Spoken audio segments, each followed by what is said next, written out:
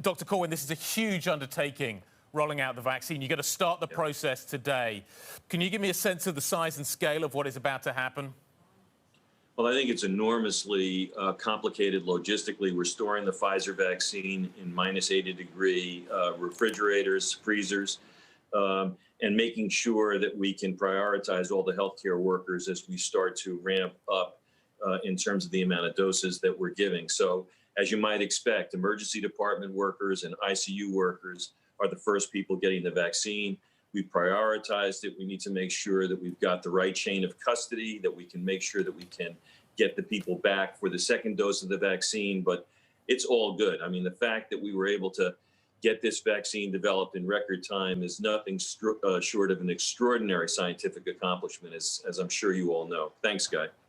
100%. And we definitely look forward to that day. We do have to get, though, to herd immunity. In the meantime, cases are rising here in New York. How is hospitalization doing? What's the spare capacity? Cuomo's mentioning, and de Blasio, potential other lockdown. Walk me through what you're seeing on the ground. Well, we're at about 25% of where our peak was last April, which was really horrific. The good news on that is that the mortality in hospital is substantially less. At the peak of the pandemic in April, we had about a 20% in-hospital mortality, which is just extraordinary and horrific. Now the mortality is closer to 5%, which is still terrible, but nowhere near as devastating as what we saw in April.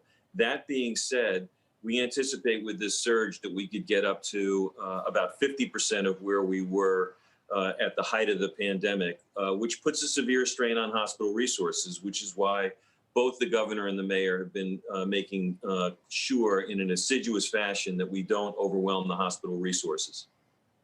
Do you think that will mean a lockdown? Do you think we'll ultimately get to that point? What do you think we should do over Christmas as well? Well, I don't know about you, Guy, but over Christmas, I'm hoping to watch Chelsea win a few more football games. But in all seriousness, I think that we're still seeing the spike from Thanksgiving, and we're hopeful the people will be mindful of that over the Christmas holiday. I do think you'll see some more severe restrictions depending on how high the surge starts to get. But right now, when we model it out, the trend is not encouraging. Do we need a lockdown right now?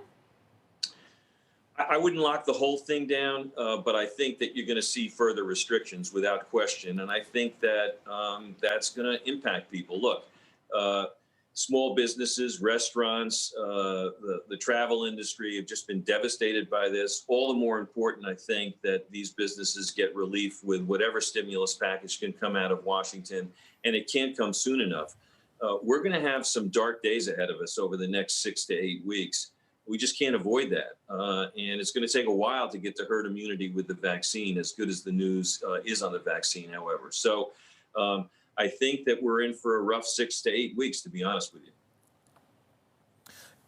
I'm really curious about how your staff are approaching the vaccine and whether or not they are, as a group, completely committed to taking it. Is there any hesitancy? This is still a relatively new drug. This is messenger RNA. This has never been used before, never been tried before.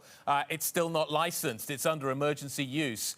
Are any of the doctors or any of the healthcare professionals that you employ saying, you know what, we can wait? Yeah, I think that probably when we poll our employees, you're at about 70-30, 70% saying, yeah, I want to get the vaccine now. That's one, and 30% saying, gee, I'm really not sure. The communities of color have long been experimented upon, so they need to be convinced. We have to have a vigorous educational effort to make sure people understand the safety of the vaccine and the risk-benefit of the vaccine versus getting the disease itself. We're embarking upon that. I think it's important for the rest of the country to see that healthcare workers get the vaccine. And I'm talking about everybody from environmental service workers to registrars to doctors, nurses, et cetera.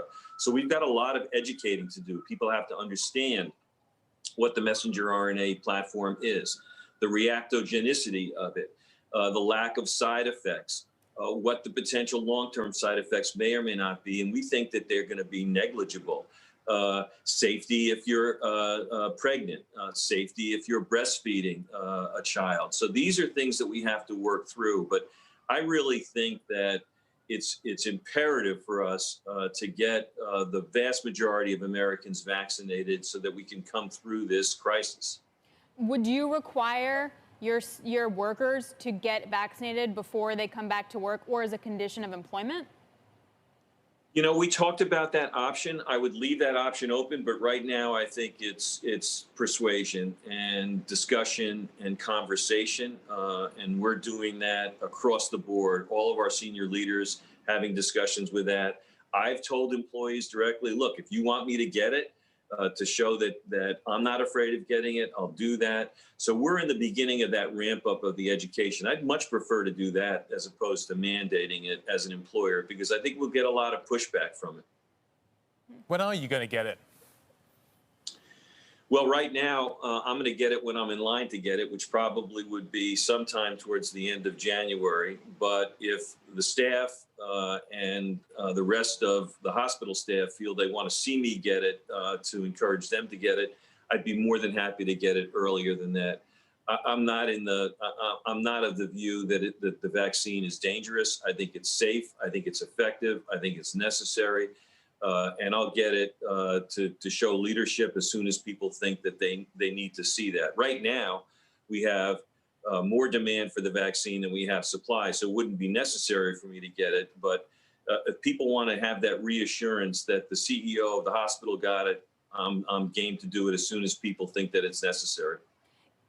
Talk to me about the dual dynamics right now for you of distributing vaccination to the workers, still dealing with rising case counts, and there's still, surgeries are still going on, et cetera. And then there's sort of the after effects of the shot. Can we tackle the virus today in addition to distributing the vaccine? What are some of the issues or struggle points that you've noticed? Well, there are a couple of things. First, I have to tell you that in terms of people reliving what we went through in March and April, it's very encouraging for them to see that there's a light at the end of the tunnel in terms of the vaccine. Because people, I think that you've seen it on various news outlets, your own, how horrific this has been, and the toll that it takes on the staff. Having a dying patient only be able to FaceTime with their relative, things of that nature.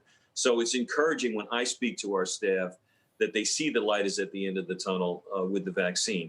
That being said, people can have mild effects from the vaccine. They may have some mild fever. They may have body aches that may keep them out of work for a day. So we're very careful about, for example, if you're vaccinating an entire emergency department, we want to be careful that we don't do the entire emergency department in one day for the very issue that you mentioned in terms of staffing. So logistically, we've got to be very careful about how we do it.